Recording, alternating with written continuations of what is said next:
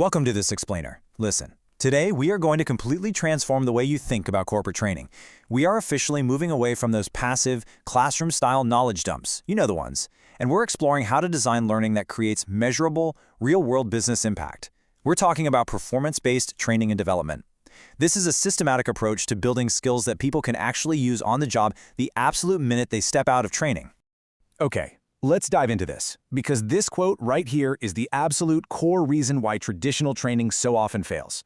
We typically rely on subject matter experts, our SMEs, to teach beginners. But the problem is, true experts have completely automated their skills. They operate on what's called non-conscious knowledge. If you ask them to explain their job, they will literally forget to mention up to 70% of the crucial steps, decisions, and cognitive processes a novice needs to succeed. And it's simply because they don't even think about those steps anymore. So, to fix this, we're breaking our explainer down into 4 key areas. 1. The performance shift. 2. Curriculum architecture. 3. The AT&T simulation. And 4. The ROI of conformance. Now, consider this agenda an advanced organizer, a little meta-educational tool to prime your adult brain for the complex organizational concepts we're about to get into. All right, starting with Section 1, the performance-based shift.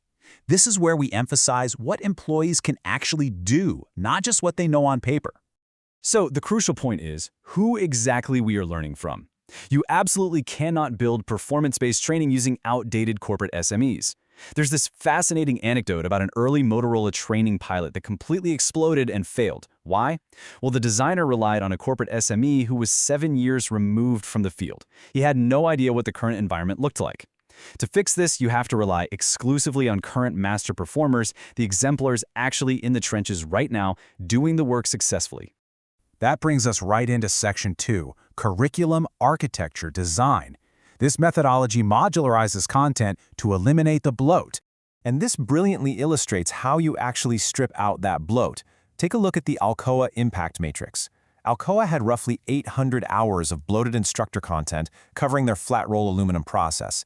800 hours! They desperately needed to cut it down. So by mapping the 7 stages of the manufacturing process against 5 final product metrics, they identified intersections where the impact was double high, marked as HH. They ruthlessly prioritized training only on those double high intersections and totally ignored the areas with zero impact. It forced instructors to focus only on what actually mattered. Once you know what matters, you modularize it. Curriculum architecture structures training into a 3-tiered path, kind of like a giant puzzle. The 1000 series is your basic onboarding. The 2000 series covers intermediate functional skills, and the 3000 series handles advanced and management skills. By breaking training into these modular, bite-sized events, learners can take exactly what they need for their specific role and, best of all, entirely skip the things they already know. A really vital rule in this architecture is truth in titling. Basically, if a module is called How To, it must be a skill-building course with hands-on practice. If it just says Overview, well, it's just for awareness. To help demystify complex roles, one brilliant module they used was a product management novel. It was literally a fictionalized booklet detailing a year in the life of 3 new planners. It acted as an advanced organizer that proved to new hires why everyone's job looked slightly different, and it settled their anxieties before the real training even kicked off. Now, let's look at how this all comes together in Section 3, the AT&T simulation game. Let's move to and see how this builds. Set the scene for a second. It's the 1980s. The US government just broke up AT&T's massive monopoly. Suddenly facing real competition, they desperately needed real strategic product managers, not just factory expediters. To train them, they built a legendary 8-day simulation course based on the 5 phases of the product lifecycle: concept, justification, development, growth, and decline. Participants had to manage a product from the initial idea all the way to discontinuation. But they didn't do it in a silo. The real genius of the simulation was that learners worked in teams, rotating through 5 cross-functional roles over 25 rounds. You played the product manager, sure, but then you had to put on the hat of Bell Labs engineering, then manufacturing, sales, and service. It built this incredibly deep systemic empathy. You learn real quick that you can't just force a fancy new feature into a product if manufacturing can't build it cost-effectively, or if sales absolutely refuses to sell it. And to stop people from cheating the game with wildly optimistic numbers, they introduced breaks cards. Imagine pulling a card in your meeting that says, "The factory burned down. You have a 3-month delay and your cost of goods goes up by 10%. No way, right? But these cards force the teams to deal with real-world chaos. They couldn't fake the financials. They had to authentically renegotiate volumes, prices, and feature sets with their teammates to create a product plan that would actually survive. Which brings us to our fourth and final section, the ROI of training.